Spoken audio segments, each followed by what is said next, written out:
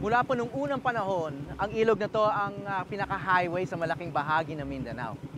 Pero hanggang ngayon, ito pa rin ang tanging paraan para makarating ang maraming komunidad sa Agusan. Isa sa may pinakamalaking populasyon dito ay ang mga tribo ng Manobo.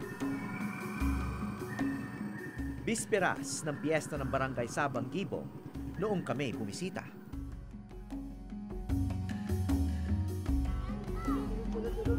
Sa kanilang paghahanda, may nakilala akong isang kakaibang batang babae.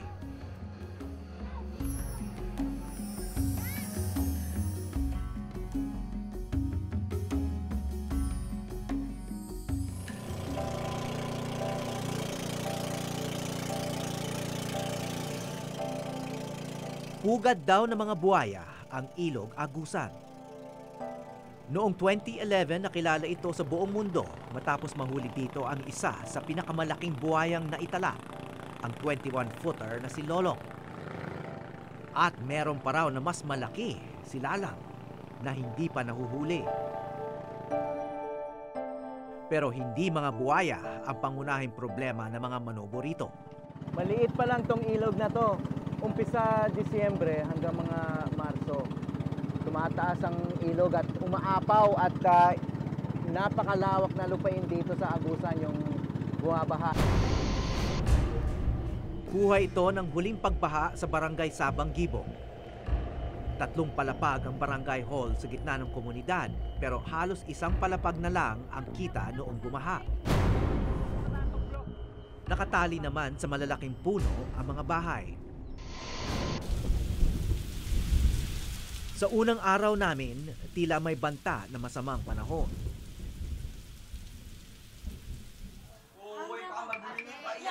Ang mga lalahok sa beauty pageant ng piyesta sa gabing yon, tuloy-tuloy lang sa paghahanda. Todo ang mga dalagitang ito sa pagpapaganda. Pati binti at braso, pinupulbusan para kuminis at pumuti. Ngunit may isang dalagita na hindi na kailangan ng pulbos para mapansin sa entablado. Ito si Mariel Goyo, 12 anyos. Isa siyang albino. Mga taong ipinanganak na may kondisyong walang kulay ang balat. Sa Sabang Gibong, kilala siya sa palayaw na Bulaw. Ang ibig sabihin nito ay araw.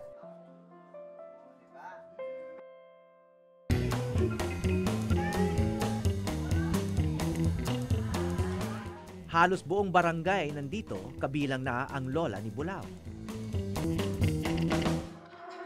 Tonight, in the Testament, the beauty queens don't just have the brilliant minds and sexy body, but they also got the incomparable and flabbergasted talent, for they are going to showcase tonight their amazing performances. Welcome to the Talent and Employees Night 2015. Are you excited?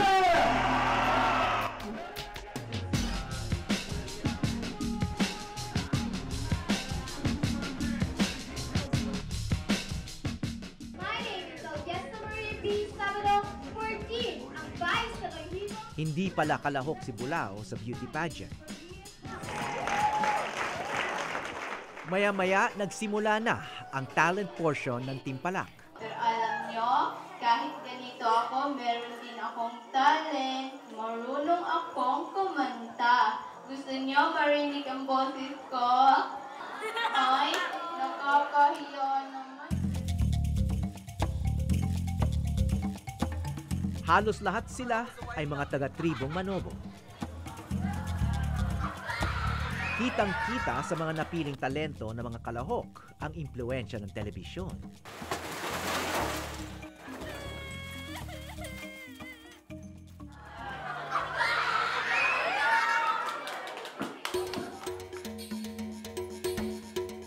Iisa lang ang may tema ng katutubo. Ang sayaw ng kalahok na ito nauwi sa isang pagsasadula ng pagkasira ng kagubatan.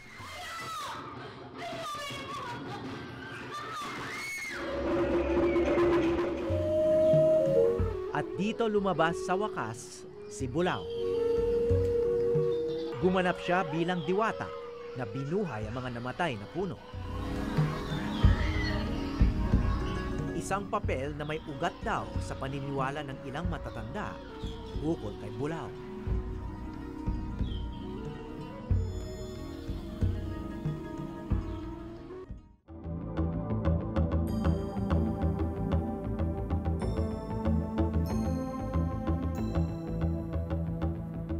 Ang Sabang Gibong ang pinakamalayong barangay sa munisipalidad ng Talocogon sa probinsya ng Agusan del Sur sa Mindanao. Walang kalsadang papunta rito. Ngunit kahit nasa dulo ang barangay, naabot din ito ng kuryente noong taong 2013.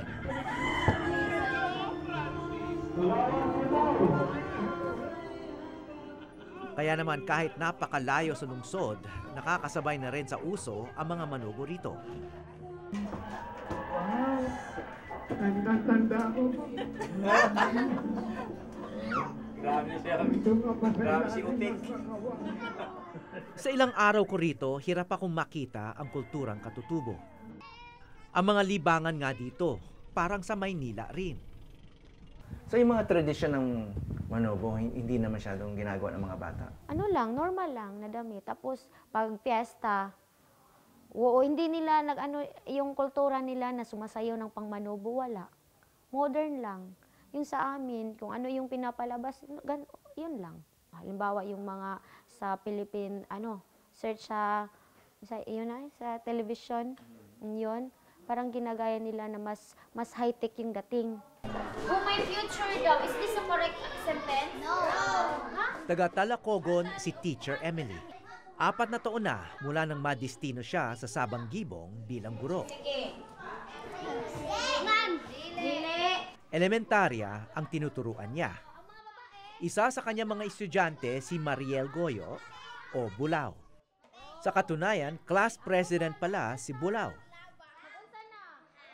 Ngunit kahit leader siya ng klase, may nanunukso pa rin sa kanya. Anong tukso sa kanya? Bulaw. Kasi yung iba yung parang matanda na daw, bulaw. Hindi maitim yung buhok. May paniniwala ba tungkol sa mga katulad niya? Sir, dati kasi, kaya ganun daw siya kasi yung mama niya, sinabi ng mama niya na pinaglihi daw siya ng ng isda sa tabang, karpa, bulaw din. Ganun, iwan ko kung... Yun ang paniniwala. Oo.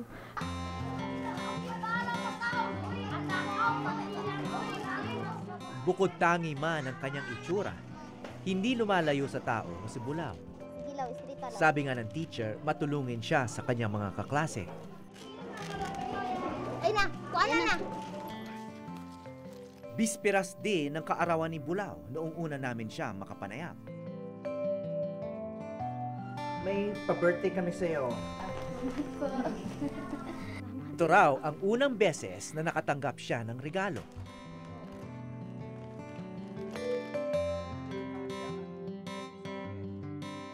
Kung hihingi man siya sa kanyang mga magulang, hindi material ang gusto niya. Ang pasok sa isip ko po ay yung mabubuo lang kami. Pero hindi na po yan matutuloy. Hindi na yung matutuloy. Bakit sa tingin mo? Kasi meron na silang pamilya.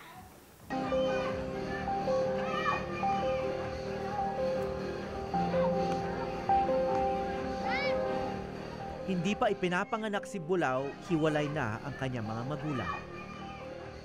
Lolo't lola na niya ang nagpalaki sa kanya. Nalipay ko nga, gihatag sa kuha ang bata. Kay samantala kuan manako na apo manako gyud kay ang papa niya anak manako. Wala na makasuporta sa iya ha. Sabi na ang iyang papa sab wala puy kuan. Wala puy trabaho maghihapon. Diri sa amoa sa isa ka tuig kaduha rami mo cropping sa pagharvest sa mais.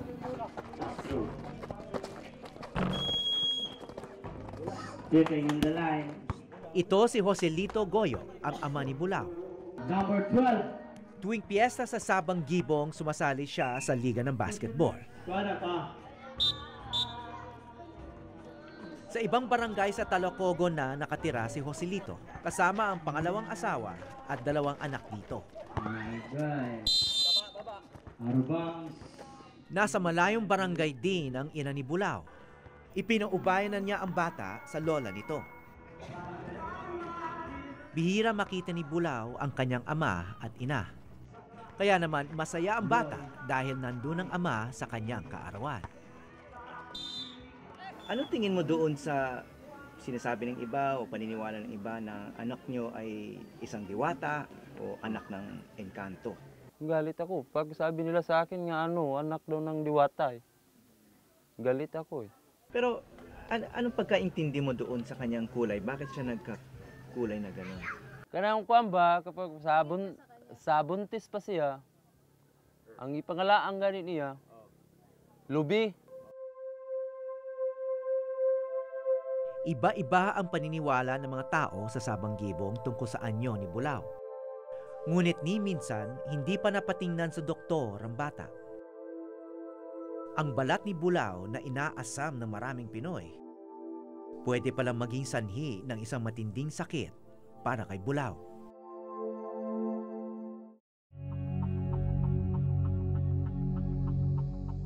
Hindi mareklamong bata si Bulao, kaya walang nakakaalam na hirap pala siyang makakita.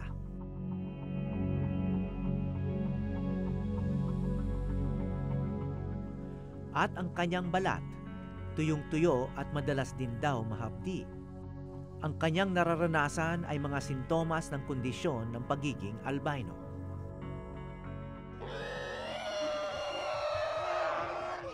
Para sa mga tulad ni Bulao, araw ang kanilang kalaban. Kapag hindi naging maingat, mas madali sila magkakaroon ng kanser sa balat. Maging pamilya niya rito hindi mulat sa tunay niyang kondisyon. Ang paniniwala lang nila, ipinaglihi si Bulao sa isda.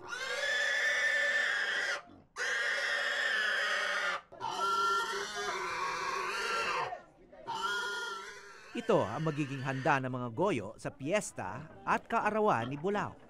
Diretso sa ilog ang pinaggilitan ng mga hayop. Dito rin sila naguhugas at naliligo.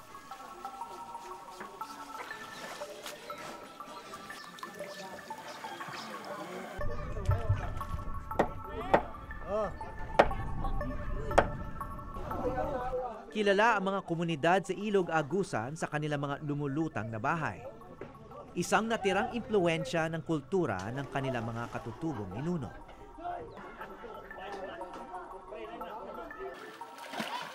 At ang palikuran nila, ilog na rin. Kasi kultura namin sir na doon lang sa ilog nagdudumi. Kasi may mga proyekto, mga NGOs na hindi makaya ang bowl lagyan ng tangke at saka i-drain siya. So mahirap. Tingin niyo okay lang yon? Okay kasi kultura namin yun. Pero doon din nanggagaling yung tubig niyo, di ba? Nag-iigib din kayo doon or ang iba? Iba. Yung wala nang mainom, doon lang kumuha. O di ba sila magkakasakit? Sa awan, Diyos wala naman. Ayon kay Dato, hindi rin daw pwede magpatayo ng banyo sa lupa kasi may taunang mataas na baha. Sa kalaunan ng pag-uusap namin, meron siyang inamin. Ang unang-una, yung sakit dito sa amin, yung schistosomiasis. Yun nga, kung may pira lang ako, talagang transfer ko sa ibang lugar kasi delikado yung mismo ako. Pero asawa ng Diyos. Ano yung masakit? Ulo. Kasi sa utak ang schistosomiasis ko. Saan nanggagaling ang schistosomiasis? Sa mga leaks. Dito. Sa dumi rin ng tubig. Dumi ng tao. Ganito ang CR sa mga lumulutang na bahay. Ayoko nang makadagdag pa sa dumi ng Ilog Agusan. Ngayon, ang susunod na challenge ay paano magbanyo rito. Okay, galing sa tubig ulan itong nandito sa mga malalaking tangke. Tapos nagigibok ng konti para makapagkilamos. Pero, wala silang drainage dito, kaya pag nagmumog ka, diretso dito sa baba at pasensya na lang kung may tamaan na tao.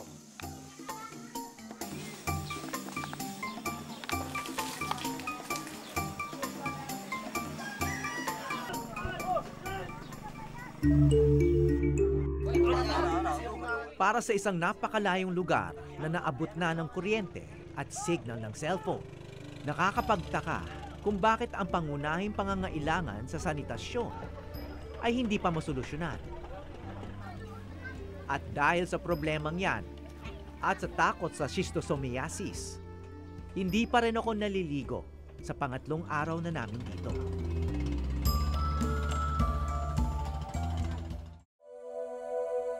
Ang tahimik na buhay probinsya sa Agusan ay salungat sa timpalak na aming nasaksihan sa huling gabi namin sa Sabang Gibong. Samantala, sa bahay ni Bulao, abala ang kanyang pamilya sa paghahanda para sa kanyang kaarawan. Suot na niya ang regalo naming distida. Bihirang dumalaw ang ama at ngayoy kasama pa ang dalawang anak sa pangalawang asawa. Nilagang baboy at pansit ang handa. Wala nang kantahan at batian. Diretso agad sa kainan.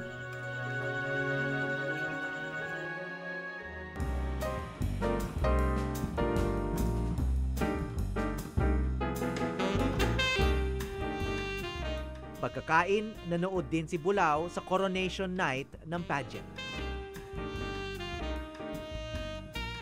Kumpleto sa ilaw, musika, DJ at coaching ng mga contestant. May smoke machine pa. We really appreciate the way Kung tutuusin, tulad sila ng maraming mahihirap na barangay. Titiisin ang kawalan ng maayos na palikuran at malinis na tubig.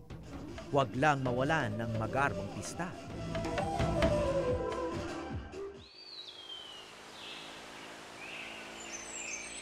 Kinaumagahan, sumama ako kay Dato para puntahan ang isang lugar na pinakaiingatan nila.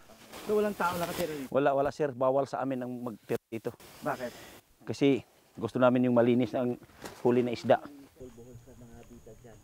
Kung gusto ng tao dito mag-swimming, kasi malinis ang tubig. Walang nakatira dito. Maliban lang siguro sa unggoy. Malalim ba to? Malalim sir. Kibatasan ang pangalan ng lawang ito. Bahagi ng malawak na Agusan Marsh. Sanay ng laglag. Ibang sagwan? Sa pangatlong araw na walang ligo, hindi na ako nag-atubili. Pagkahawan siya naman. Malalim yan.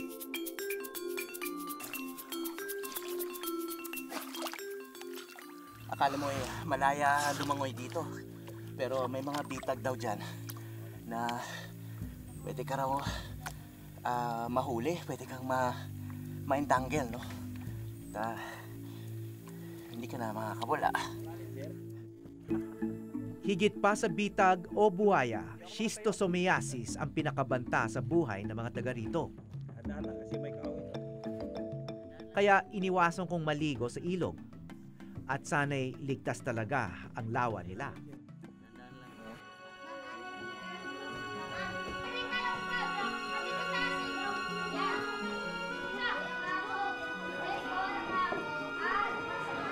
Nitong Hulyo lang, nabigyan ng mga computer sa kauna-unahang pagkakataon ang elementarya ng barangay. Kurso sa computer daw ang gustong kunin ni Bulao sa kolehiyo. Sana hindi ako makahinto ng pag-aaral. Kasi mahirap. Opo. Mahirap bang makatapos dito? Opo.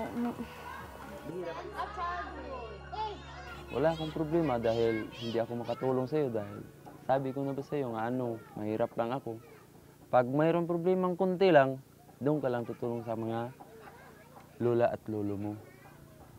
Pero kung mayroon akin, bigyan kita kahit kunti lang.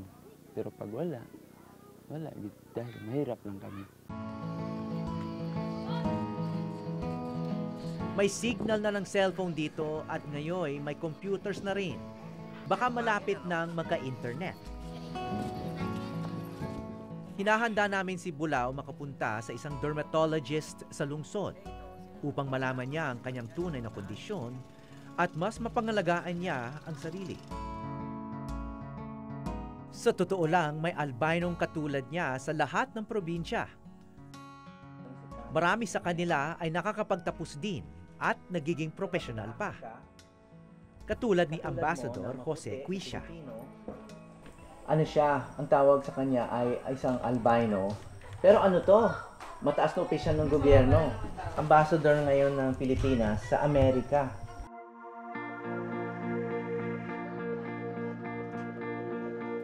Lahat naman tayo may kanya-kanyang katangian. May tinutukso dahil dito. At minsan nga binubuli pa. Dumayo kami sa malayong pook upang makilala ang isang kakaibang bata. Naiiba nga siya. Dahil sa kabila ng lahat, siya'y isang mahusay na estudyante, malambing na anak at masayang bata. Mula sa Sabang Gibong, Agusan del Sur, ako po si Howie Severino at ito ang Eyewitness.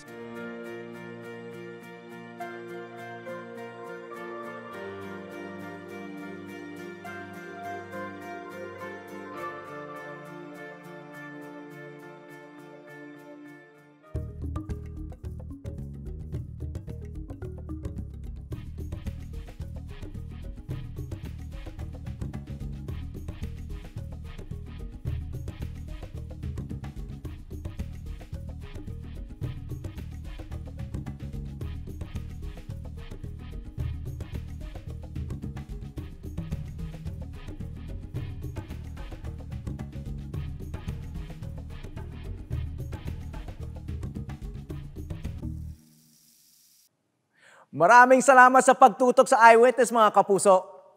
Ano masasabi niyo sa dokumentaryong ito? I-comment na yan at mag-subscribe sa GMA Public Affairs YouTube channel.